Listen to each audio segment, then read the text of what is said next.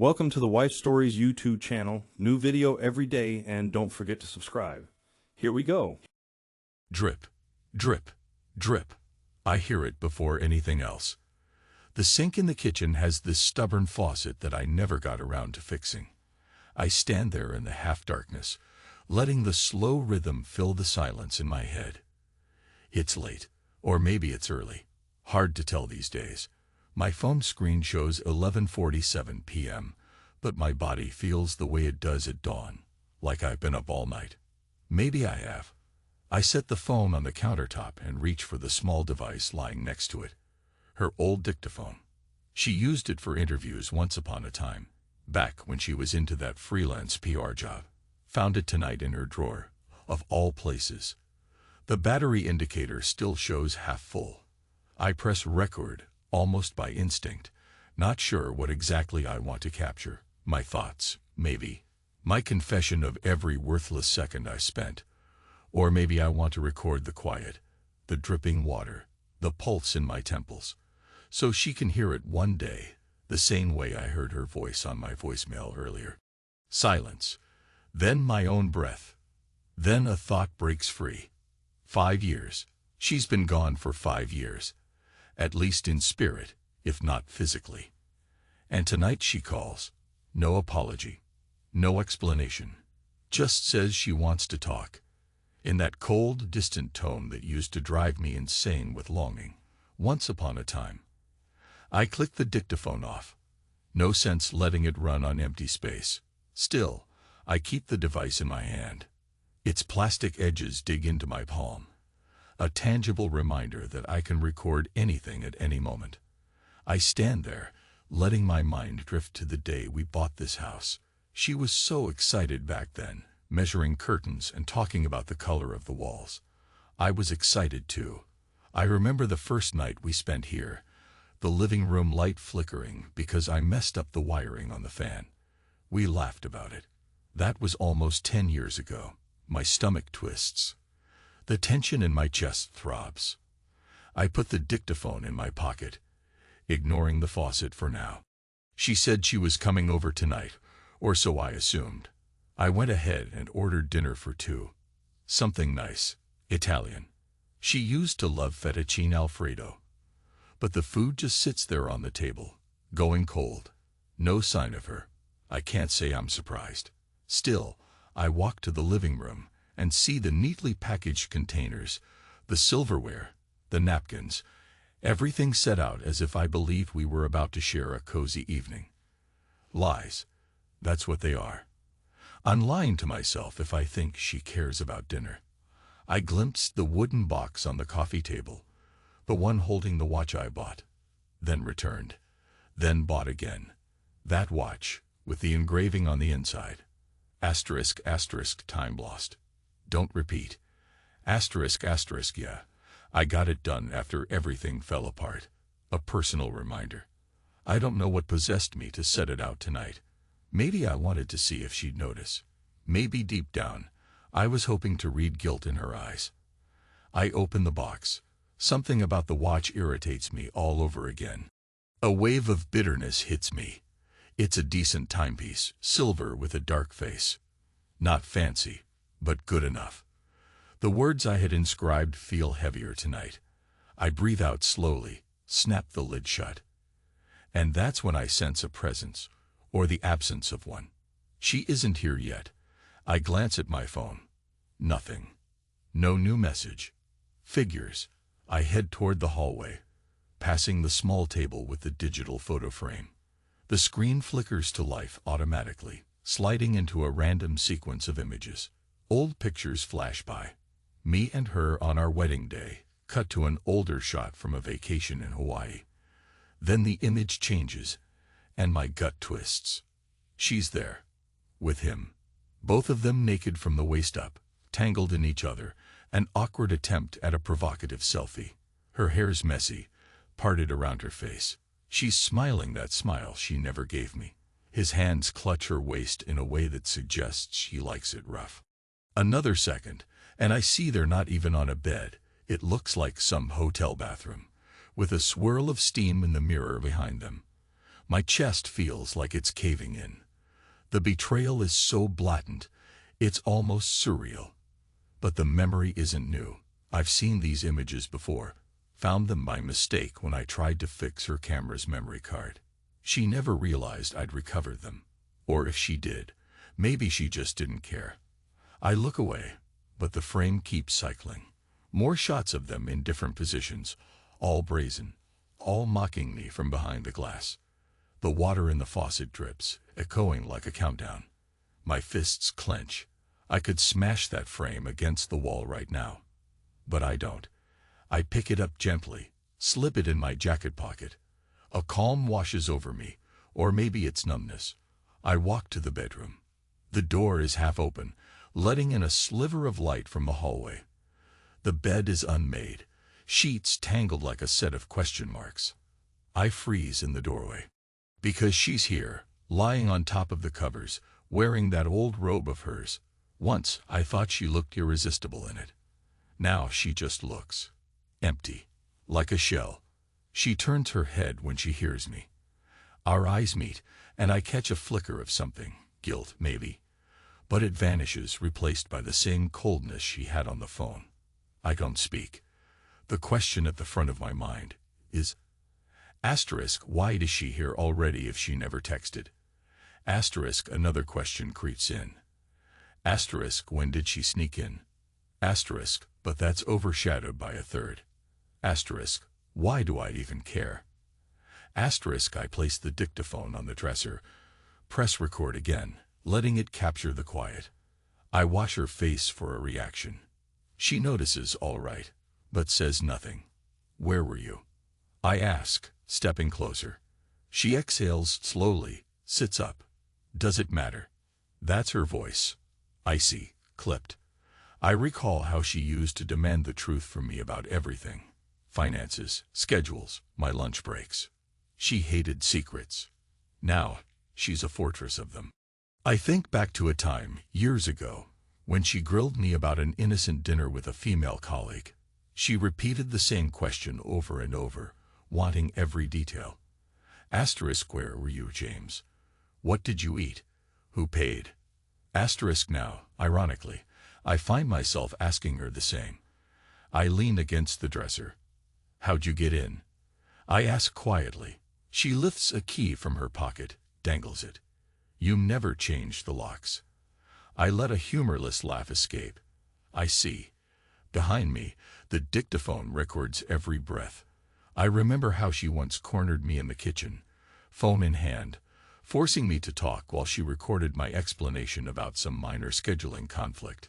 She said she needed to reference it later, to prove a point. Now I'm giving her the same treatment, because I want asterisk her asterisk words on record. I want no confusion this time. I move to the side of the bed. The smell of her perfume is faint, overshadowed by something musty. You said you were tired. I say. On the phone, you said you might want to come back. Are you? She doesn't answer. Her gaze flickers to my jacket pocket, where the corner of the digital photo frame is just visible. Her eyes widen fractionally. She knows I've seen the pictures. Of course I have. She knows I've kept them too. What are you going to do with that? She whispers. I tilt my head. You think I'm going to post them somewhere? Show them to your friends. She shrugs, trying to look indifferent, but her lips tighten. I don't know you anymore. My heart stings at that. Asterisky don't know you either, asterisk, I want to say. But I keep the words to myself.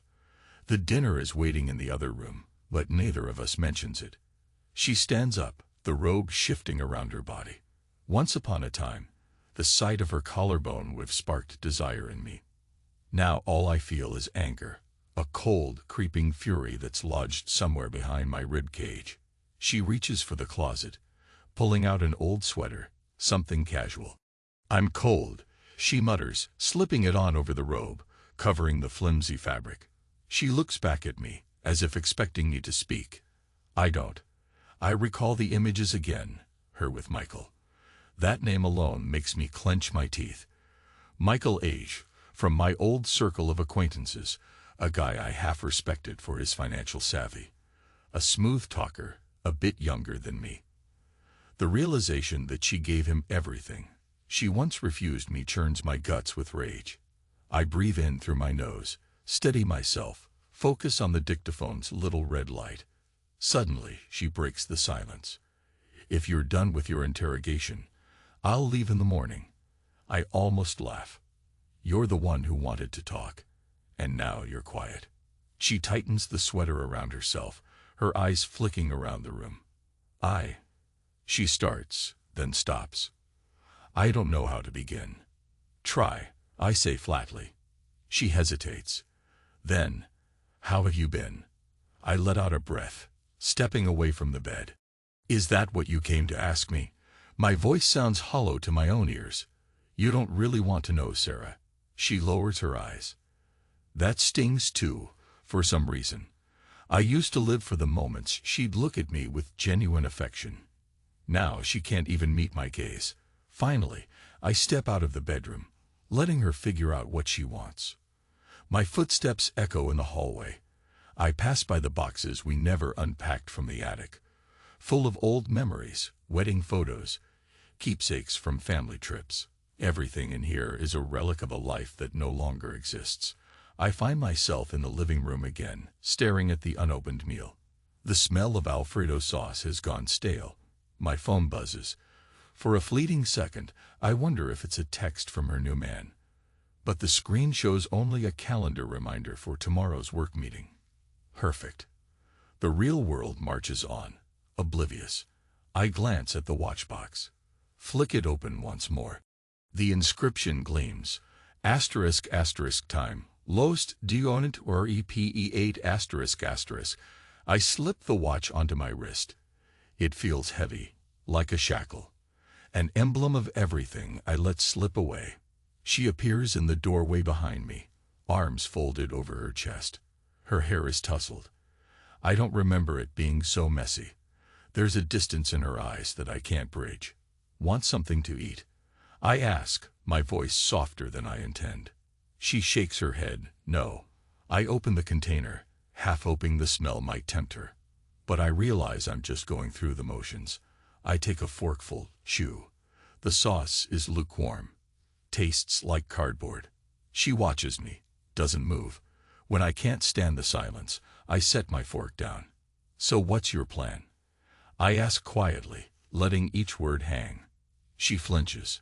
I don't know. I left his place. Thought I could. I don't know. I thought I could come here, maybe talk.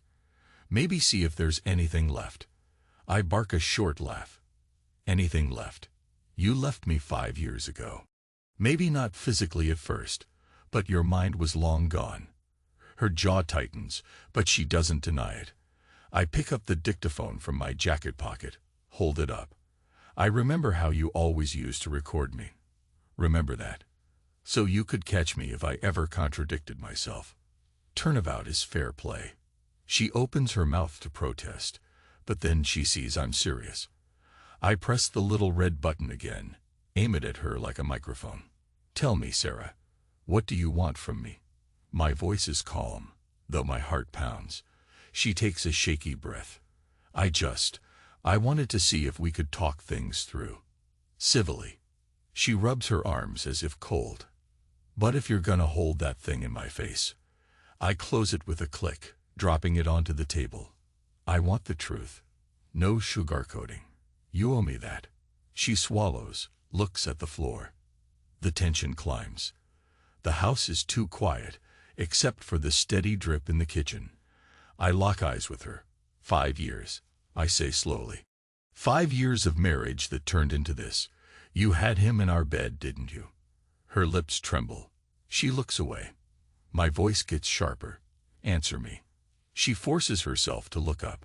Once, she whispers. I grind my teeth. Did you think about me at all? Did you wonder how I'd feel if I walked in on you? She shakes her head, tears forming. But I see no apology in her eyes, only regret at having to face me now. I didn't plan it that way. It just happened. I snort. It just happened. Right. So it's like a force of nature, unstoppable. She flinches. Stop twisting my words. Her gaze flicks to the digital frame in my pocket again, and I see fresh fear. Why do you still keep those pictures? I fold my arms across my chest. To remind myself of what you did, of what he did. She takes a step closer, voice trembling. I never wanted to hurt you. A wave of cold rage shudders through my body. Asterisk never wanted to hurt me. Asterisk, she tore me to pieces and left me bleeding. You could have fooled me, I mutter, turning away. She's silent for a long moment. Then I hear a sharp intake of breath. Are you planning to use those pictures against me, James? Is that why you invited me here? I look over my shoulder. You invited yourself, Sarah. You called me. And as for the pictures, I can do whatever I want with them. Why? Scared your precious Michael might see them. Or your coworkers. Maybe your parents. She looks stricken. Don't involve them. I stare at her, letting the anger twist inside me. Is that how you felt about me years ago, when you were messing around? Don't involve James. It's none of his business. Because it sure felt like it was my business when I found out. Her cheeks flush. I know, she says, voice cracking. I messed up, all right. I was bored, lonely. I felt like we were drifting apart. And Michael, he was there. He listened to me. I let out a short, bitter laugh. Listened. Right. Great skill in listening, especially when your clothes are off. She clenches her fists. Stop it. Why are you doing this? Are you trying to punish me? I pause, hearing the question echo in my head. Asterisk, I trying to punish her. Asterisk, of course I am, or at least part of me wants that. I remember the nights alone, the anguish, the humiliation, the fantasies of revenge. I take a breath, forcibly calming myself. I glance again at the watch on my wrist. Asterisk, time lost. Don't repeat. Asterisk, I recall the moment I ordered that engraving. I wanted it to stand as a testament to never letting myself be used like that again. I can feel the words pressing into my skin like a brand. Maybe I am, I say quietly. Does that scare you? Her bottom lip trembles. I'm tired, James. Yeah, so am I. She brushes past me, out of the living room, heading toward the hallway. But I reach out, gently grabbing her arm. Where are you going? She pulls away. I'm going to sleep. You can question me in the morning if you still want to. I let her go, not sure if I'm relieved or furious. The sight of her walking away is almost symbolic. I stand there until she's out of sight, then pick up the dictaphone and press stop. A part of me wants to fling the device across the room, but I slip it into my pocket again. Let it record later. Let it capture the final confrontation, if that's what tomorrow brings. I decide to check if the front door is locked. It is. I roam the house for a while, turning off lights, ignoring the cold dinner. I wonder where we go from here, if there's any sense in talking it out, or if we're just going in circles. Eventually, my feet lead me to the spare bedroom. I can't stomach sharing the bed with her, not even in separate halves. I close the door behind me, flick on the lamp. The bed here is smaller, the mattress stiff. Good. I don't want comfort tonight. I slip off my shoes and sink onto the sheets. The house feels foreign and empty, like we're two ghosts haunting the walls. I rest my head back, eyes on the ceiling. Memories attack me from all sides. The day she laughed at my cheesy jokes, the night we came home after too many drinks and ended up giggling on the floor. The honeymoon pictures. Then the intrusion. Those photos of her and Michael. The realization that nothing was sacred. My chest burns. Eventually, exhaustion claims me, and the house drifts into a hush that's almost comforting. The last thing I hear is the drip from the kitchen, counting off seconds of a broken life. I wake with a jolt, uncertain of the time. My phone says 6:13 a.m. Light seeps through the blinds. My mouth is dry. Everything aches. For a few seconds, I forget she's in the house. Then I hear movement in the hallway. Footsteps. A door opening. My stomach knots. Right. She spent the night here. Why?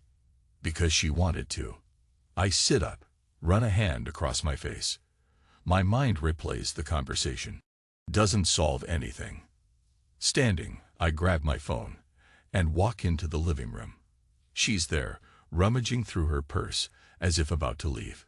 She looks up when I enter, eyes puffy from poor sleep. "You're up early," I say, clearing my throat. She nods, not meeting my gaze. "I have a flight delay this afternoon." She closes her purse with a snap. "But I'll be gone before that." I don't know what I was thinking, James. I watch her, biting down on the anger that wants to flare. Right. She shifts on her feet. Is it okay if we talk a bit more? I sense the tension in her posture, the half-hopeful, half-terrified look in her eyes. There's a part of me that wants to slam the door in her face, but I also want answers. So I step aside, gesture for her to sit. We sit across from each other in the living room, me in the armchair, her on the couch. The coffee table stands between us, a silent judge. I see the watch box, still open, the watch on my wrist. She notices it too. "That watch," she murmurs. "Did you?"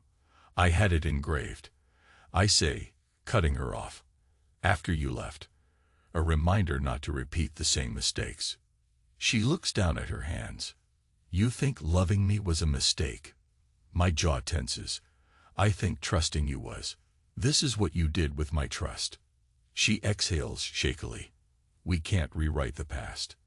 I wish we could talk like normal people, without all this bitterness." I bark out a short laugh. "Normal people don't cheat on each other." She winces. "I deserve that." Quiet stretches between us. The morning light grows stronger, illuminating her face, highlighting the lines near her eyes that I never noticed before. She's older, just like me. But there's a different weight in her expression. Maybe regret. Maybe frustration. Finally, she speaks. "I know you hate me, James, and I can't change that.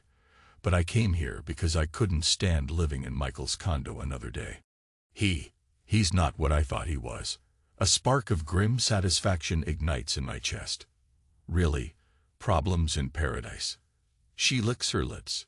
"He's controlling. Worse than I ever accused you of being." I feel a pang. She once called me controlling just because I asked where she'd been after midnight. Now she's seen what real control looks like. I lean forward. "So you ran back to me. That's convenient." Her voice cracks. "I'm not running back. I just needed somewhere to go, somewhere to think. I needed to see if there was anything salvageable. Because I've burned every bridge." I let that hang, studying her. "Why not your parents in lay?" Her eyes shift. "They're not exactly welcoming. They disapproved of my leaving you." "They liked you, ironically enough." I give a half snort. They have a funny way of showing it. I recall her father's stiff handshakes, her mother's polite smiles. They never got too involved in our marriage. But apparently they drew the line at blatant adultery. She folds her arms. "So, yes, I came here because I had nowhere else." The truth stings. She's only here because she ran out of options. Still, there's an odd sense of power in that realization. Like for the first time, I'm not the one begging. I note the dictaphone on the table, picking it up again. Without warning, I press record. "Sarah," I say softly, "tell me again how it started with Michael." She raises her head, sees the red light. "Why do you need to record this?" "Because I want to hear you say it. I want to see if you can be honest, and maybe I'll want to listen to it later, remind myself what I'm dealing with." She shakes her head, tears glinting in her eyes. But she speaks anyway. "We met at that investment seminar. You remember, the one I asked you to come to. But you said you were too busy. Michael was there. He recognized me from a previous event. We started talking. One thing led to another. Dinners, then, more." Her voice is trembling. She swallows. "You were always working, never home, never." I cut in. "Stop blaming me." Did I ever lay a finger on you in anger? Did I ever refuse you anything? The job paid for your clothes, your travels, your dinners, your conferences. You had everything. She bows her head. I know. I know. She takes a shaky breath. But sometimes I felt you weren't really there. Mentally, you were distant. I recall nights lost in spreadsheets, phone calls, the desire to grow in my career. You could have told me you were lonely. Instead, you found your solution in Michael's arms. Tears slip down her cheeks. She wipes them away angrily, like she's annoyed at her own vulnerability. I was weak. It felt good to be wanted. And yes, maybe it was just physical at first, but She stops, mouth tight. I can't make excuses. I betrayed you. I flipped the dictaphone off, letting the silence envelop us. My chest tightens with conflicting emotions, anger, sorrow, an odd sense of closure from hearing it spelled out. I stand abruptly, run my fingers over my hair. The weight of the watch on my wrist feels heavier. I'm heading out, I say. Need to clear my head. She blinks. Where? I don't respond. I just walk out, slip on my jacket, leave her sitting there. The morning air outside is crisp, a mild drizzle wetting the sidewalk. I climb into my car, start the engine, and just sit, breathing. The memory of those explicit photos still burns behind my eyes. Asterisk step at a time. Asterisk, I tell myself. I drive aimlessly, letting the city pass in a blur. My phone pings occasionally. Emails, probably, but I ignore it. The watch ticks on my wrist, mocking me with the time. Eventually, I end up at a small diner I used to frequent with my brother years ago. The place is half empty this early. I sit at a booth, order coffee. My thoughts swirl. Asterisk, she's back. She wants to talk. She's sorry. Or is she just cornered? Asterisk, an older man in the next booth looks at me sympathetically, like he recognizes heartbreak. I wonder how many men my age have gone through this. More than I want to know, probably. I pay for the coffee without drinking much of it and head back home, half hoping she'll be gone. Let her run off to let her face her own mess. But at the same time, I can't deny a twisted desire to see her unravel further, to see that guilt in her eyes. Asterisk wants some kind of justice. Asterisk, the house is quiet when I return. The drizzle outside has turned into a steady rain. The living room is empty. A sense of tension coils in my gut. I walk down the hallway, listening. The bedroom door is open. I look inside. She's seated on the bed, staring at the floor. A small suitcase lies open, half packed with clothes. I step in. She glances up. I'm packing, she says simply. I nod, crossing my arms. Sure. That's probably best. She stands, picks up a folded sweater. Look, James, about last night. I cut her off. I'm done talking about last night. We've said what needs saying, haven't we? Her eyes flicker with sorrow. There's more to say, but I don't think you want to hear it. I don't blame you. She places the sweater in the suitcase, zips it up. Then she stops, turns to face me. I know I broke you, she whispers. I can see it every time I look at you, and I'm sorry. I really am. Something in her tone cracks me open. It's not quite the apology I wanted, but it's close. The anger inside me stirs, uncertain whether to lash out or relent. She walks around the bed, stands a few feet away, arms wrapped around herself. Michael was never worth it, she says softly.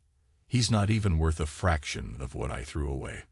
I swallow, feeling the prickle of tears I refuse to shed. Tell me something, I say. If he wasn't worth it, why'd you stay with him all this time? She looks away, tears welling again.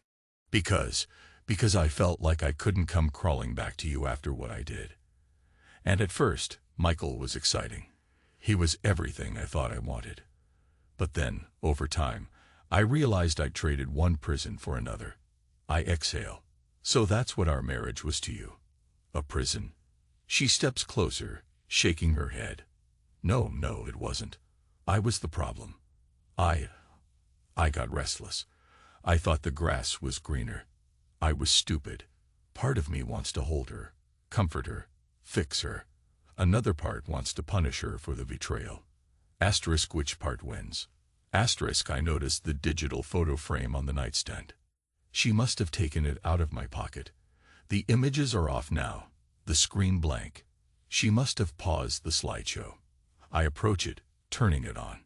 Instantly, the pictures begin cycling from the earliest date. Scenes from our honeymoon. Smiling. Then a shot of me with my parents at a holiday gathering. Sarah in a summer dress, laughing over a piece of birthday cake. Then abruptly, it shifts to one of the explicit photos. Her and Michael in a half-lit hotel room, sweaty, tangled. I see my own face reflected in the glass, superimposed over that obscene scene. Her hand darts to the frame. Turn it off, she pleads. I hesitate, let the image linger a moment longer, forcing her to see it, forcing myself to see it too. Then I press the power button, and the screen goes black. Why do you leave those pictures on here? I ask. She shrugs miserably. I didn't even know they were there. I must have transferred them accidentally. I clench my fist around the edge of the nightstand. Accidentally. Right. She closes her eyes, trembling. I'm so sorry, she whispers. I set the frame down, step back. Don't say it again unless you mean it. She looks at me, tears on her cheeks, but she doesn't repeat the words. I swallow hard, turning away. I need air. She follows me into the hallway. My heart is pounding. I open the closet, grab a coat. She stands there, uncertain, like she wants to ask me something. I stare back at her, the tension thrumming between us like a live wire. Suddenly, the image of her with Michael in that photo flickers through my mind again, and I can't contain the fury. I slam the closet door shut, loud enough to rattle the hinges. She jumps, eyes wide. Why? I demand, voice shaking. Why didn't you just tell me you were unhappy? Why go behind my back like this? She's breathing quickly, tears spilling freely now. I don't know. I was afraid you'd stop loving me if you knew how dissatisfied I was. And then I made the biggest mistake of my life. I was a coward. I let out a harsh laugh. You must think I'm an idiot to have loved you all those years. I never asked for perfection, Sarah, just loyalty. She reaches out tentatively, as if to touch my arm. But I recoil.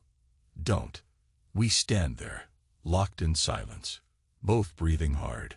I see the regret in her eyes, but also a certain desperation, like she still clings to the hope that I might forgive her. But she doesn't understand I've been living in a silent hell since the day I found out. Finally, I grit my teeth and push past her, heading to the living room. She follows, a ghost at my heels. I pick up the watch box, toss it on the couch, and glance around at the boxes of old mementos. I see my reflection in the window, rain dripping outside. My posture is stiff, shoulders tense. I look like a man on the edge of something dark. The watch on my wrist glints under the overhead light. Sarah, I say quietly, turning. What do you expect me to do now? Let you move back in? Pretend none of this happened. Or maybe you just want a place to crash while you gather the strength to run off to the next guy. She whites her cheeks. No, I'm leaving. Part of me wanted to see if you'd hear me out. See if we could talk like human beings before I go. I snort. And what? End the story on a civilized note. She nods, eyes full of tears. Is that so impossible? I move closer, each step loud in the hush of the house. Yes, I say, my voice raw. Because every time I look at you, I see those photos. I see betrayal. I see years of my life wasted. Her face twists in pain. I know. I can't undo it. I feel something inside me snap, the final break. Without warning, I grab the digital photo frame from the coffee table, turn it on again, and shove it in her face. She recoils as the images flick past. Us in better days, then her with him, naked. Over and over, it loops. Look at it, I demand. Look at what you did to us. She breaks down, sobbing, her hands covering her face. I stand there, letting the tears and anger swirl in the air, my voice shaking. I believed in you, I hiss. I gave you everything. She tries to speak through her sobs, but I can't make out the words. Eventually, I lower the frame, press the power button. It goes dark again. The moment hangs between us, suffocating. I toss the frame onto the couch and step back. We stand separated by a foot of space that feels like miles. My heart is pounding so hard I can barely breathe. Then I walk to the front door, open it wide. The rain spatters onto the welcome mat. Go. She lifts her tear-streaked face. What? I gesture outside. Go. Take your suitcase and get out. I'm done. For a moment, she just stands there, shock and sadness battling on her face. Then something in her deflates. She retrieves her suitcase from the bedroom, rolling it to the living room. She pauses, glances at me one last time. James, she whispers, please, don't hate me forever. I don't answer. My jaw is locked. Asteriski might hate you forever, asterisk I think, but I'm not sure that's the truth. I'm too numb to tell. She steps out onto the porch. The rain drums on the suitcase. I watch her go down the steps, her shoulders hunched against the downpour. She doesn't look back. I slam the door. The echo reverberates through the empty house. My chest feels hollow, like part of me left with her. But I don't regret it. Not now. Not after everything. I stand in the foyer, the drip from the kitchen sink still audible. My breathing is ragged. Slowly, I turn and walk back into the living room. The watch box lies on the couch, the photo frame next to it, two relics of a past I can't quite bury. With trembling hands, I pick up the watch box, place it on the coffee table. Then I take the digital frame, set it face down on top of the box. Asterisk time lost. Don't repeat. Asterisk, the words echo in my mind. A wave of exhaustion hits me. I sink onto the couch, bury my face in my hands, and let the numbness spread.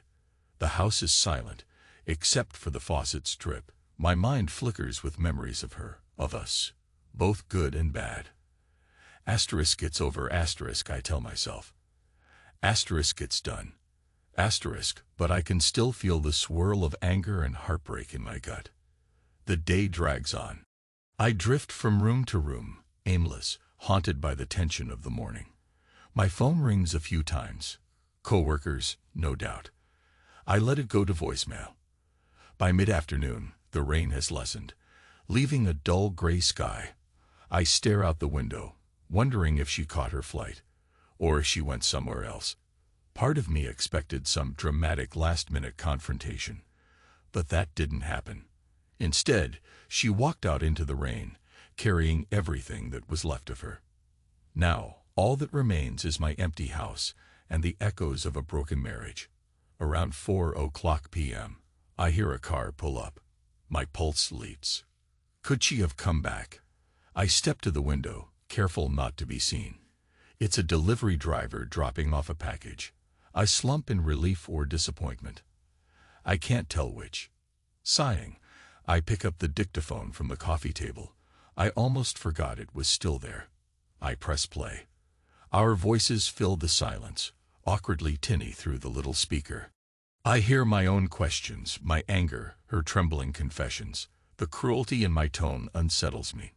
Then again, so does her voice, thick with tears and half-truths. I snap the device off. Enough. I don't need to torture myself further. I step outside, retrieve the package, letting the cold air shock some sense into me. The drizzle returns, soft and persistent. I feel like it mirrors my mood. A slow, continuous letting of pain. Evening falls. I find myself rummaging in the kitchen cupboards for something to eat, but nothing appeals. Finally, I microwave last night's leftover pasta. It tastes sour, like old regrets. I force a few bites down, then toss the rest. Sitting at the table, I stare at my reflection in the dark window. My 42-year-old face looks older tonight. The lines around my eyes, the tightness in my jaw. A flood of memories surge. How I proposed to her on that beach, the ring hidden in my jacket pocket. How she smiled, tears of joy streaming down her cheeks. Asterisk, where did that woman go? Asterisk, but I know the answer. She vanished the day she let Michael into her life. And into our bed. The day she decided I wasn't enough. My phone rings again, jolting me. The screen shows an unknown number. Normally, I'd ignore it. But something compels me to answer. I press the phone to my ear. Hello.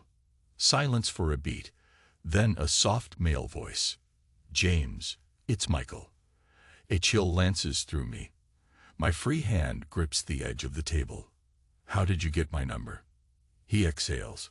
Does it matter? Listen, I heard Sarah went to see you last night. She left my place in a hurry. She's not picking up calls. My pulse races.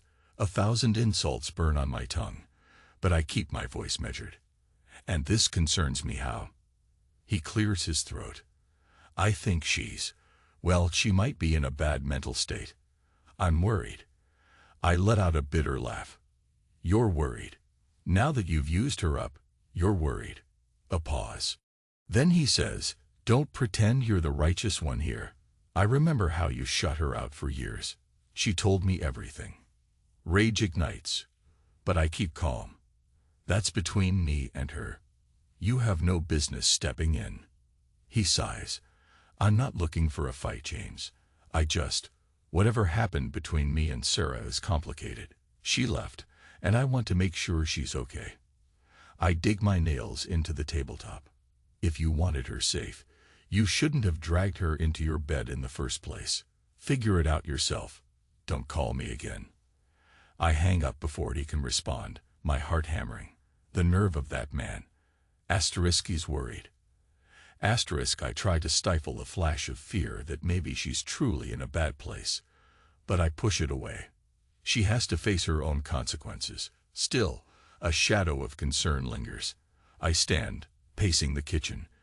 Could she have gone somewhere else, depressed, possibly in trouble? I groan, cursing the situation. Part of me wants to track her down, make sure she's not self-destructing. But I remember the look in her eyes this morning. There was a desperate sorrow, yes, but also determination. She'll do what she wants. I pull out my phone, flick through the voicemails. Nothing new from her. Asterisk, she's probably fine. Asterisk, the watch on my wrist ticks steadily. I look at it, the words repeating in my mind. Asterisk, time lost. Don't repeat. Asterisk, I wonder how I'm supposed to move forward from here. My eyes land on the digital photo frame, still face down on the couch, loaded with illusions of a happy past and the savage reality of betrayal. Night deepens, rain intensifies again, pattering against the windows. I wander through the house, flipping off lights. My footsteps echo in rooms that once held laughter. My heart feels leaden, heavy with the finality of it all.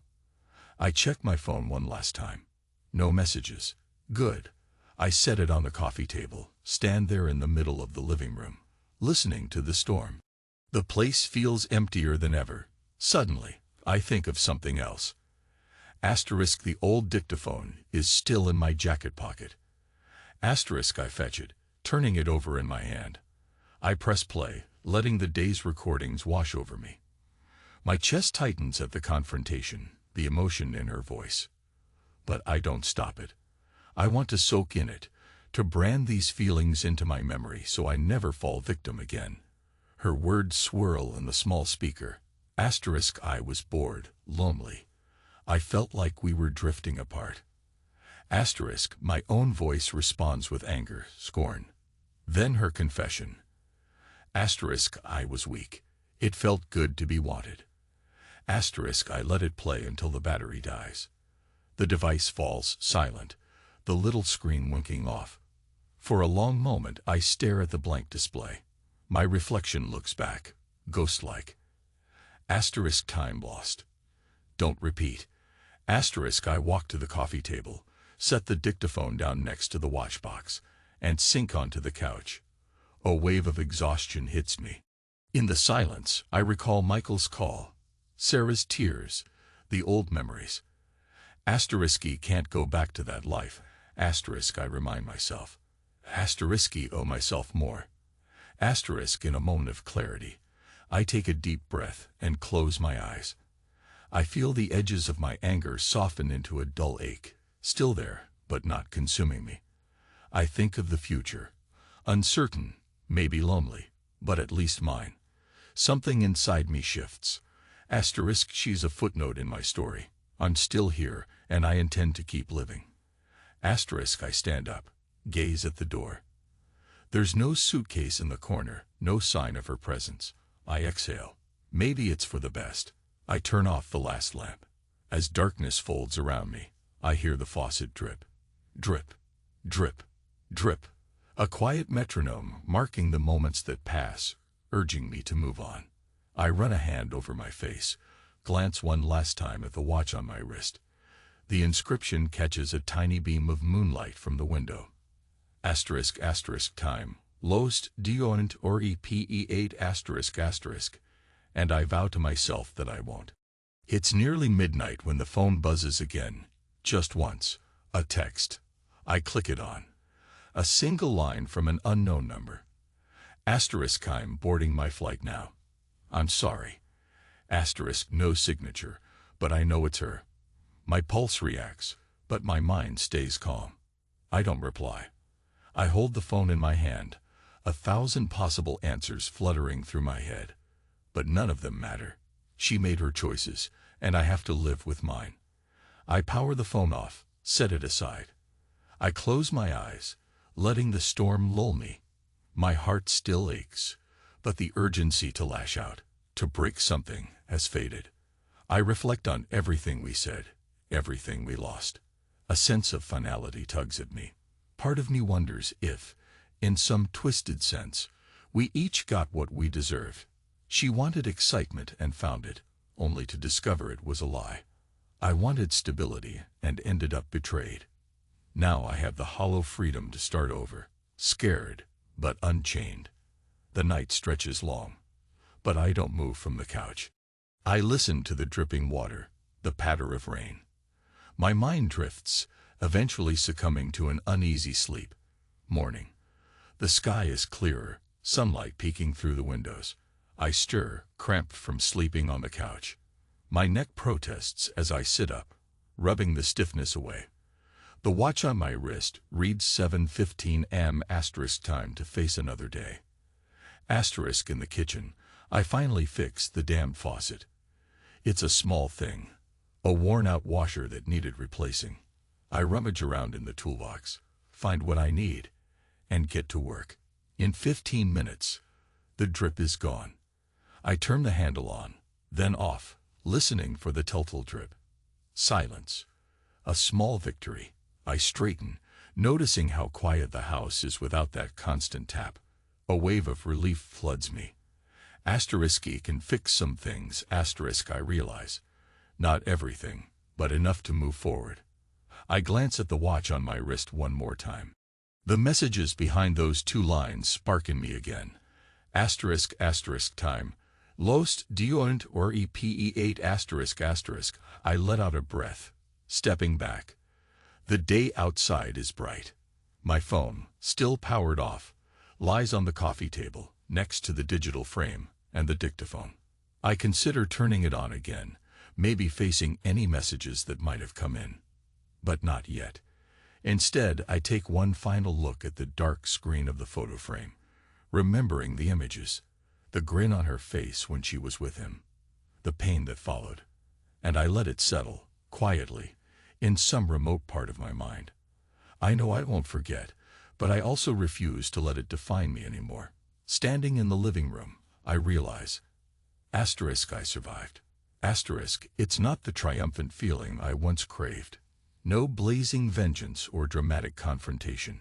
Just a weary acceptance and an open door to the future. She's gone. The house is mine. My life is mine. And I can do with it whatever I choose. I pick up the dictaphone, walk to the kitchen sink, and with a decisive motion, I drop it in. Water soaks it instantly. Sparks sizzle, shorting it out. The red light dies. No more recordings, no more replays of her voice. I watch the device sink beneath the surface, silver and black turning dull under the water. That chapter is over. Somewhere in the quiet, I think I hear the echo of a memory. Her laugh, my own voice, the soft hum of happiness from years ago. But it fades. Asterisk time lost asterisk I think once more. Asterisk don't repeat. Asterisk I turn off the water, letting the dictaphone stay submerged, an artifact of the past that no longer serves me. Then I grab a jacket from the chair, slip my phone in my pocket, and step outside. The air is crisp, the sky clear. A new day. I close the front door behind me, lock it, and head down the steps to my car. For the first time in a long while, I'm not sure what comes next, but I feel a flicker of hope, a small, defiant spark. The watch ticks on my wrist, measuring seconds I refuse to waste any longer. I start the car, letting the engine rumble. The seat creaks under my weight. My hands grip the steering wheel. I pull away from the curb, leaving the house behind me in the rearview mirror, at least for now. The sun glances off the windshield, reminding me that day has broken. No more drifting, no more illusions, just me and whatever future I carve out. And this time, I won't ignore the cracks until they become a canyon. I won't lose myself in someone else's lies. The memory of her betrayal still hurts, but it's already begun to feel like a scar instead of an open wound. As I drive into the morning, the watch's inscription pulses in my thoughts, a mantra that guides me forward. Asterisk time lost. Don't repeat. Asterisk